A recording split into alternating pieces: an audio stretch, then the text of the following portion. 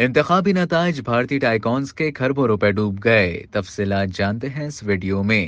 بھارتی وزیر اعظم نریندر مودی کے سیاسی اتحاد کی واضح اکثریت حاصل کرنے میں ناکامی نے ہندوستانی اسٹاک مارکیٹ اور ٹائیکونز کے کھربوں ڈبو دیے۔ فوربس اور بلومبرگ کے مطابق گوتم اڈانی کو 69 کھرب 64 ارب روپے کا نقصان، ایک دن میں دولت میں سب سے بڑی کمی۔ مکیش امبانی کو 7 کھرب، جندال خاندان کو 5 کھرب، کمار منگلم کو 2 کھرب سے زیادہ کا نقصان۔ ہندوستانی ٹائیکون گوتم اڈانی کی دولت میں منگل کو تقریباً 69 کھرب 64 ارب روپے یعنی کہ 25 ارب ڈالر کی کمی ہوئی، جو کہ ایشیائی ارب پتی کے لیے اب تک ایک ہی روز میں ہونے والا سب سے بڑا نقصان ہے۔ بلومبرگ کے مطابق منگل کو اڈانی گروپ کی درج کمپنیوں کی اسٹاک مارکیٹ کی قیمت میں 125 کھرب 35 ارب روپے یعنی کہ 45 ارب ڈالر کی گراوٹ ہوئی۔ مجموعی طور پر ہندوستانی اسٹاک مارکیٹ کو 1075 کھرب 20 ارب روپے یعنی کہ 386 ارب ڈالر کا نقصان ہوا۔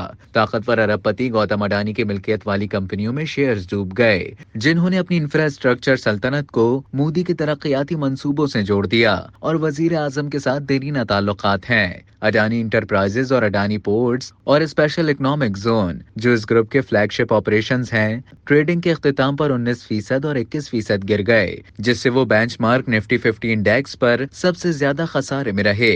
فوربس کے مطابق گوتم اڈانی اور مکیش امبانی سمیت ہندوستانی ارب پتیوں کی دولت میں گراوٹ ہوئی۔ اڈانی کی منگل کو دولت تقریباً 100 ارب ڈالر سے گھٹ کر 69 ارب 20 کروڑ ڈالر تک پہنچ گئی۔ ایشیا کے سب سے امیر ترین شخص مکیش امبانی کی دولت بھی منگل کو متاثر ہوئی، کیونکہ ان کی مجموعی مالیت 7 کھرب 24 ارب روپے یعنی کہ 2 ارب 7 کروڑ ڈالر کمی کے ساتھ 106 ارب 90 کروڑ ڈالر رہ گئی۔ دوسری جانب برطانوی اخبار فائنینشل ٹائمز کے مطابق نریندر مودی تیسری مدت کے لیے مودی چھوٹے اتحادیوں پر انحصار کرنے پر مجبور ہوں گے۔